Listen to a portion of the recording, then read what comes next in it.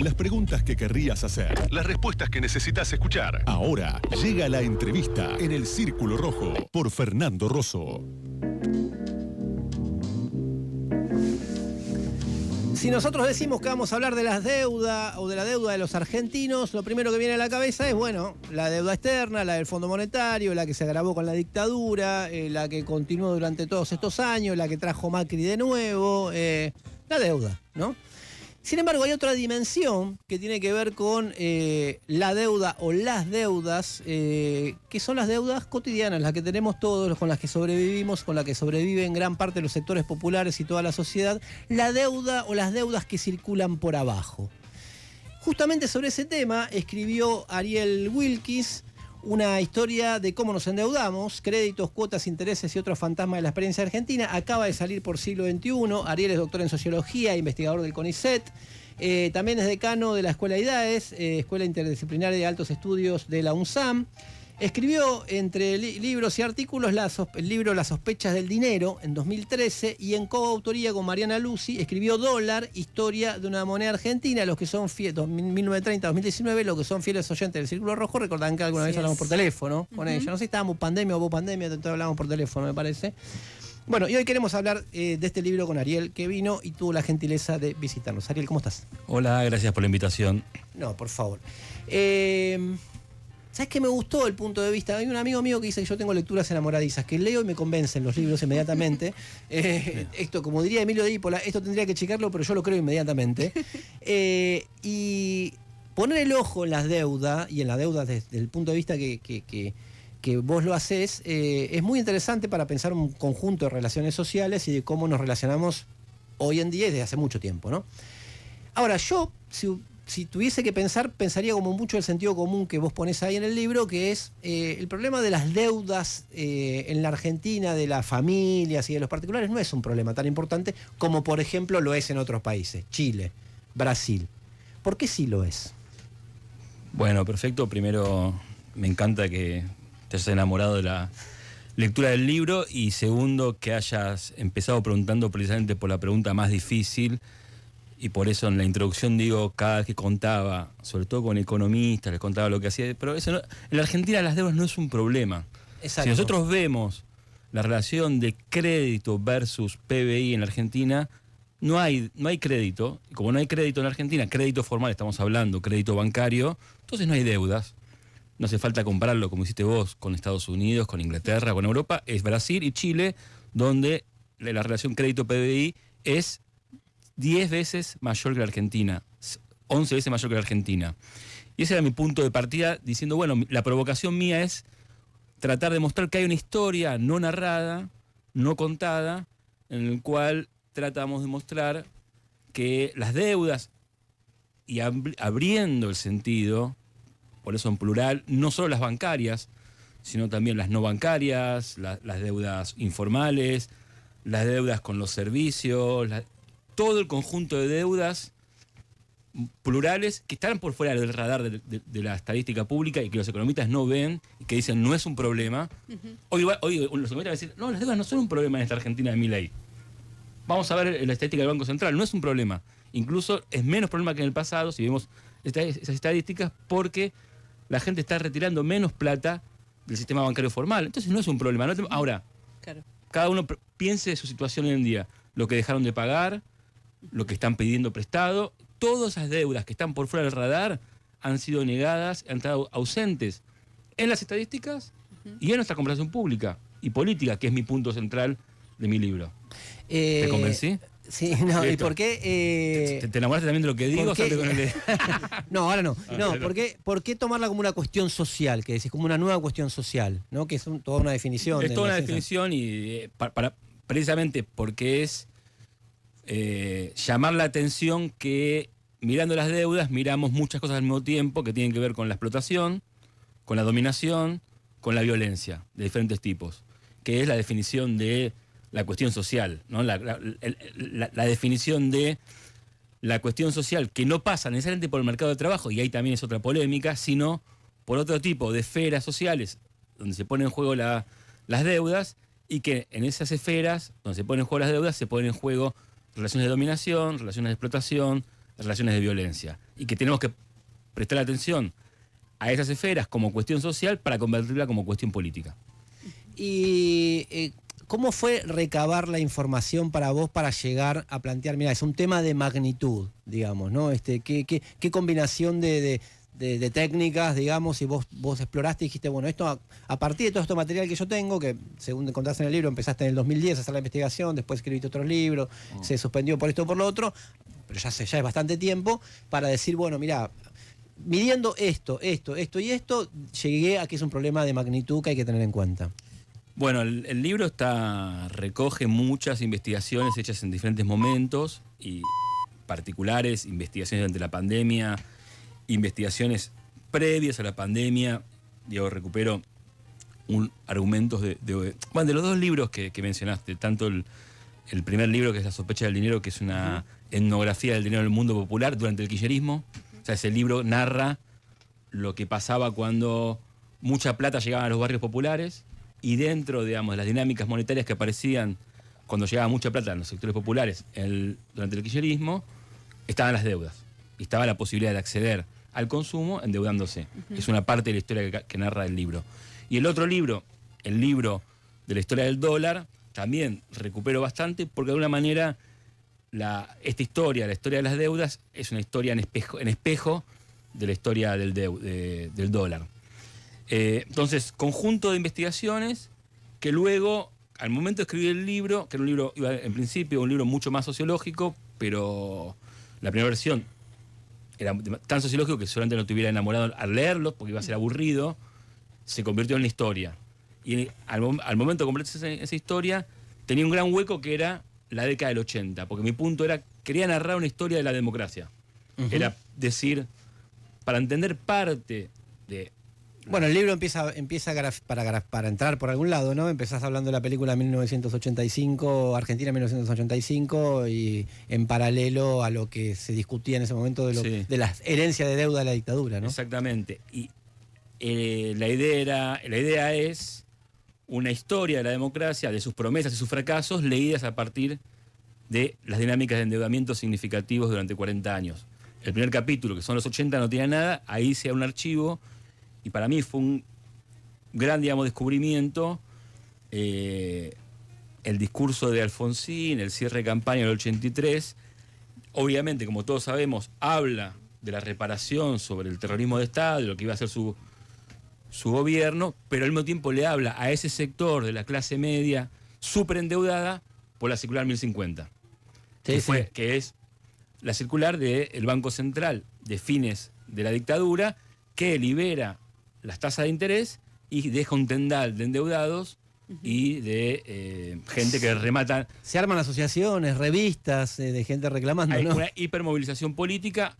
Bueno, lo pones como un componente importante de la movilización contra la dictadura, con los vecinazos. Exactamente, pero por eso mismo era una historia, un capítulo no narrado de toda la historia esa, donde está en la movilización de los 80, ante la dictadura, los vecinazos. Recién mencionaban la CGT, pero en la movilización de la CGT en el 81, 82, dentro de esa dinámica de ciclo de movilización colectiva de la sociedad argentina, está todo un conjunto de organizaciones populares y de clase media, tanto de capital, también de Córdoba y otras partes del país, que se movilizan reclamándole al Estado que reparen nuestra situación de endeudamiento. Y es tan importante esa movilización que Alfonsín la toma como parte de su promesa, es no solo voy a castigar a los represores, sino también voy a atender a esa parte de la sociedad, gran parte de clase media, castigada por la patria financiera. Y obviamente Alfonsín, como gran parte de sus promesas, no logró hacer eso, pero es un gran capítulo para iniciar esta historia que vincula deudas y democracia. Estamos hablando de un libro, una historia de cómo nos endeudamos, créditos, cuotas, intereses y otros fantasmas de la prensa argentina, publicó Siglo XXI, Los Amigos del Siglo XXI, y su autor es Ariel Wilkis, con quien estamos hablando ahora. ¿Pablo?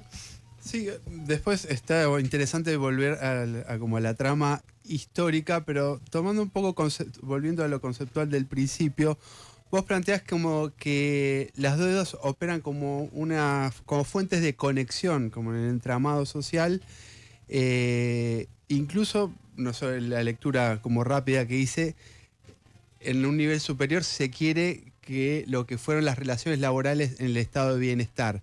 No sé si la interpretación es correcta, pero sí quisiera ver cuáles son los lazos que se tejen alrededor de la deuda en el entramado social, más allá de la deuda pública, eso que no es el foco del libro, ¿no? No, perfecto, y gracias por tu pregunta conceptual, que no es lo habitual en la radio. Que digan, voy a hacer una pregunta conceptual. Hay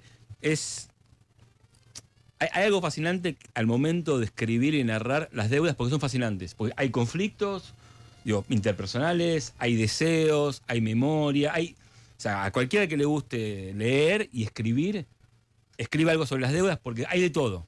Es una historia completa. Y como es una historia completa, vincula la política, lo familiar, lo social, el mercado de trabajo, el mercado de consumo, la vida política, digamos, la vida también, en algunos casos, la vida religiosa. O sea, ese nivel de conectividad o de conexiones múltiples y de muy plural es lo que trata de mostrar también el libro, que mirando las deudas miramos muchos planos de la vida social, y a mí el que más, esto es muy sociólogo, muchos planos y dejarlos todos colgados ahí boyando, me interesaba en particular mostrar el que conectaba el plano social con el plano político, en el cual hay coyunturas políticas y sociales que todos nosotros las conocemos, pero mirando las dinámicas de endeudamiento que son significativas en esos contextos, aprendemos mucho más sobre esos procesos, como por ejemplo el que mencioné antes del alfonsinismo, y también, para seguir, durante el menemismo, que estamos como en un momento de revival, que es el segundo capítulo, ¿no? El menemismo con su promesa de consumo, su acceso al crédito y al mismo tiempo la niata contra el vidrio del menemismo, que es lo que se ven quedando afuera muy tempranamente, y uno los puede ver trabajadores que quedan desempleados, despedidos y empiezan a endeudarse. Vos decís que ganó el partido de los... Tomás a alguien que dice ganó el partido de los endeudados en la reelección de 1995 con Menem. Ya para los que defendían la convertibilidad o muerte, ¿no? Claro, el voto cuota. Convertibilidad o muerte, era o votamos, o a este tipo tenemos que votar, porque si no lo votamos, estamos todos con crédito en dólares, nos lleva puesto, y es el famoso voto cuota que, digamos, todo más o menos lo tenemos en la mente, pero colocado en una serie histórica más larga, muestra que esa dimensión que conecta lo económico, lo social y lo político, que son las deudas, es clave. Estamos conversando sobre un libro, una historia de cómo nos endeudamos. Lo acaba de publicar Siglo XXI. Estamos hablando con Ariel Wilkis, que es justamente quien lo escribió. ¿Celeste? ¿Qué tal, Ariel? ¿Cómo estás? Viniendo más cerca en el tiempo, cuando hablas sobre la pandemia, tomás un aspecto que en general en libros o de economía o en estos temas de deuda, a veces queda un poco soslayado, pero me parece que das en un punto que es bastante importante, que es el rol de las mujeres en la administración de las deudas como gestoras. Pero también hay una imagen un poco prejuiciosa, medio de arrastre, ¿no? Porque hoy ya no es así, de que el dinero sigue siendo un tema masculino, cuando en realidad la administración, sobre todo la plata que circula en la casa, las mujeres están muy presentes. Decís que también hay hay una dimensión de género en esa administración, y de hecho hablas de las gramáticas del cuidado, ahí recuperás un poco una definición feminista, y decís que se reforzó en la pandemia. ¿Cómo funciona esa extensión que decís del rol de cuidadora? Sí, gracias por tu pregunta, Celeste. Primero, la respuesta sobre la pandemia, después una respuesta más larga, porque gran parte de los hallazgos más fuertes tienen que ver con la pandemia, pero cuando uno mira la historia larga, claro, encuentra mujeres, deuda y movilización colectiva a lo largo de todo el periodo.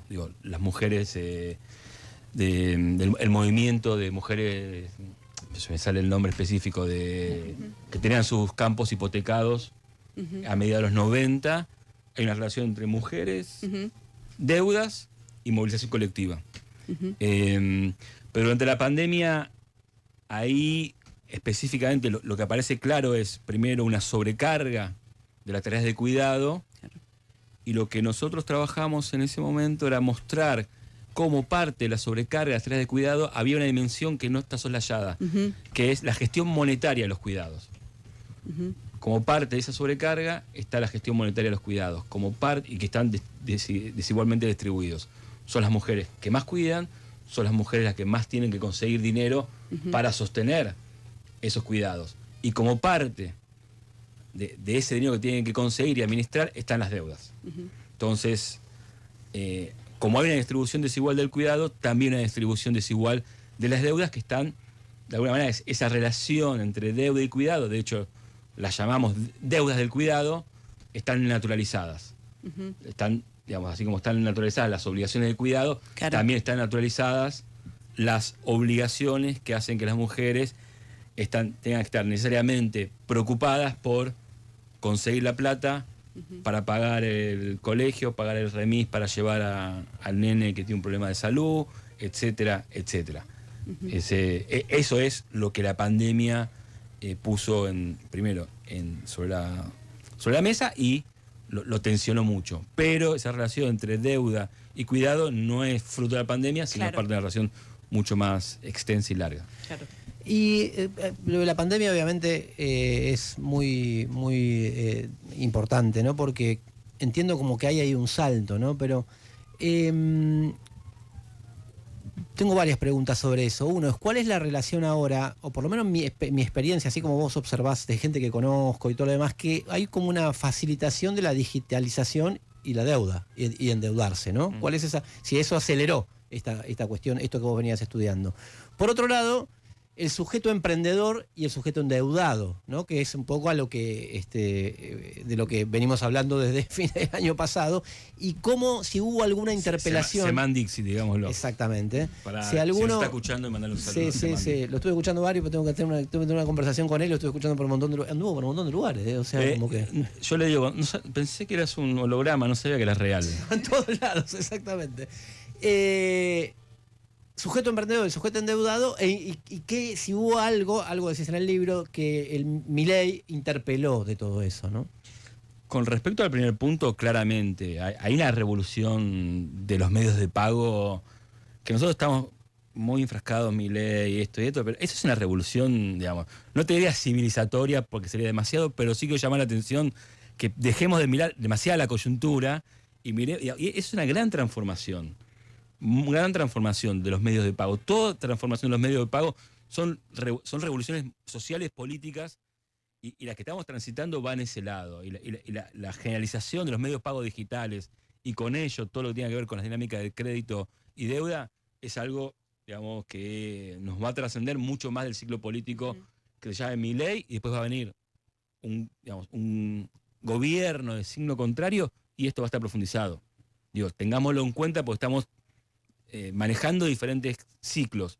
Hay un ciclo político y hay un ciclo de larga duración que es, por lo menos, las cosas que a mí me interesan, que tienen que ver con las dinámicas monetarias.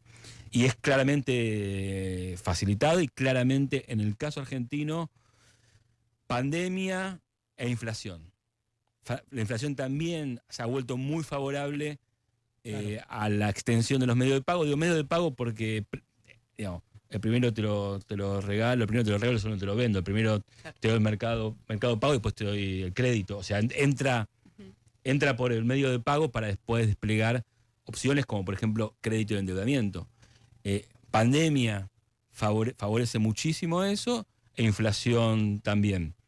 Y para mí es importante, poner sobre la mesa, yo lo digo provocativamente, antes de la pandemia, todo lo que tenía que ver con la fintech era una locura de Lucas Liach. Y los que estábamos como de este lado del mostrador, digamos, de la izquierda al nacionalpopulismo, pongámosle, le tiramos piedra a Lucas Liach. Que siga corriendo guanacos. No.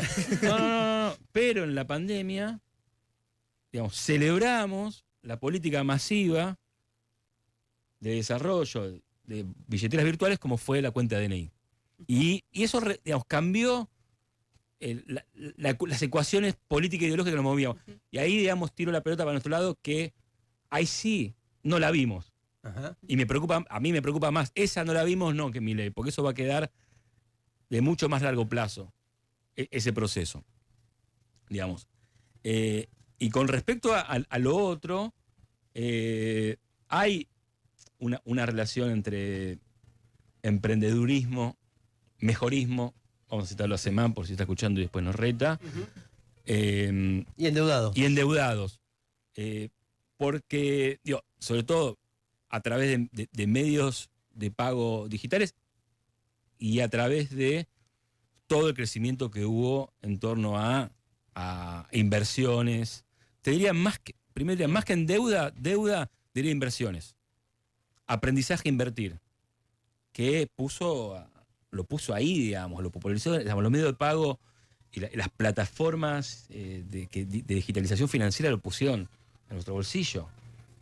Y pusieron a un montón de pibas y pibas muy jóvenes a convertirse, digamos, a pensarse como traders. Claro, hablar de fondo común de inversión, Sí, de dólar MEP. Por eso va a quedar, mi ley va a pasar y eso va a quedar.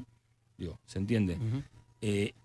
Con respecto más concretamente al argumento del libro, y también porque muchas cosas las escribimos con Pablo durante la pandemia, yo seguí pensando esa relación de desencuentro, lo digo muy rápidamente, entre sociedad y Estado, a partir de cómo las dinámicas de endeudamiento produjeron un tipo de subjetividad que dice, ok, Estado, me diste demasiado poco, gran parte del cómo navegué esta crisis fenomenal que fue la pandemia. Me la arreglé yo. Me la arreglé yo y además me la arreglé yo con la ayuda de mi comadre, mi compadre, etcétera, que me explotó plata.